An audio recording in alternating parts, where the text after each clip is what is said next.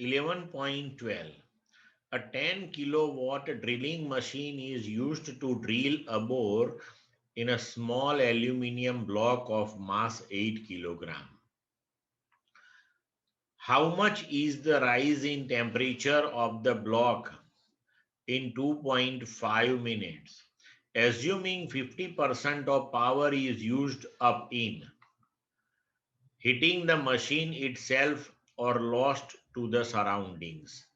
Specific heat of aluminium, that is 0.91 joule per gram Kelvin. Now see the electrical power used, that is 10 kilowatt. So 10 raised to 4 watt by drilling machine. So this one is the electrical energy consumed in 1 second, right? Because electrical energy consumed per unit time, that is the power. Now the machine is working for 2.5 minutes. It implies that 2.5 into 60, 150 second. Now in 1 second, 10 raised to 4 joule electrical energy is consumed. Then in 150 second, how much energy will be consumed? So we can write total energy used, that is power into time. So E, that is 10 raised to 4 into 150. So that is 15 into 10 raised to 5 joule. Now in question it is given to you 50% of this used energy, that is lost in the surrounding, or in other words we can say 50% of this heat used, that is utilized to heat the machine itself. Now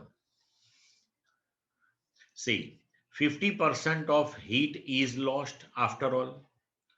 So 50%, that is now absorbed by aluminium. So we can write 50% heat is absorbed by aluminium block.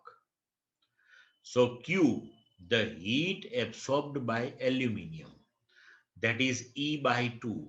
E, that is 15 into 10 raised to 5 by 2. So 7.5 into 10 raised to 5 joule. Now mass of the block that is given to you 8 kilogram.